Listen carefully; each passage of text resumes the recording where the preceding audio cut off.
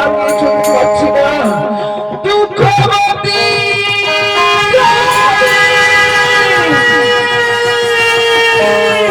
দুঃখবতী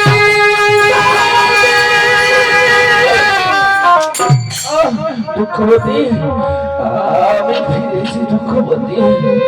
আজ আমি তোমার কথা মতো ওই অদৃষ্ট ধরে আমি গভীর জঙ্গলে কাঠ সংগ্রহ করতে গিয়েছিলাম, কিন্তু সেই জঙ্গল মাঝে আমি কি দেখেছি জানো? আজ আমি সেই জঙ্গল মাঝে আমি কি দেখেছি জানো গো দুঃখবতী? সেই জঙ্গল মাঝে যে কাঠগুলো আমি শুকনো দেখেছিলাম, সেই জঙ্গল মাঝে সেই শুকনো কাঠগুলো, আজ সেই শুকনো কাঠগুলো সব ফলে ফুলে ভরে গেছে দুঃখবতী। আমি সেই জঙ্গল মাঝে আমি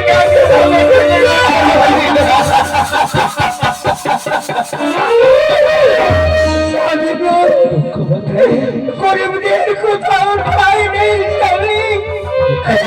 আমি একা করে আমার সব কিছু সঞ্চয় দিয়ে দিলাম।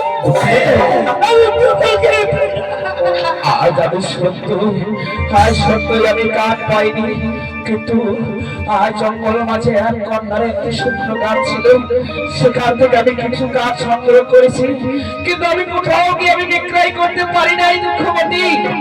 সেই কাঠ আবার আমি ঘুরে নিয়ে এসেছি, কিন্তু আজ তুমি বলো না গো, আজ আমার সন্তান যদি আবার এসে বলে আব্বাজান আমায় আপনি খেতে দেন, আব্বাজান আপনি আমায় খেতে দেন, আমি তাদেরকে কি খেতে দেবো গো?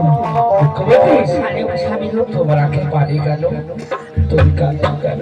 তুই পাগল, কি হচ্ছে পাগল? আমার আঁকে কেন পানি তুমি জানো? কেন? আজ আমার সন্তানের জন্য, তবে আমার বাবা মায়ের জন্য, তবে কিসের জন্য কাঁদছো বলো? আজ আমার এই পৃথিবীর বুকে আমার শ্রেষ্ঠ ধনটা হারিয়ে গেছে। কি বলো? বলবো? হ্যাঁ বলো দুঃখবতী। আজ আমার দুটো মুর্শিদ এসেছিল আমার বাড়িতে। মুর্শিদ? তুমি তাদেরকে কোথায় বসতে জায়গা দিয়েছো? আজ তুমি তাদেরকে কোথায় রেখেছো বলো না গো? আমার বাড়িতে তো কই আমার বাড়িতে তো কোনো মুর্শিদ আমি দেখতে পাচ্ছি না দুঃখবতী। আজ তুমি বলো বলো তুমি তাদেরকে কোথায় রেখেছো বলো না গো? আমি কি করেছি জানো? কি করেছো গো? তুমি তো গৃহে না। হ্যাঁ বলো। স্বামী যদি না থাকে পরপুরুষের সঙ্গে কথা বললেও মহা পাপ। দুঃখবতী, আমি কুকুরের মতো না কোনদিন হাত পা দিই না, আমি বাড়ি থেকে বিদায় করে দিয়েছি। বিদায়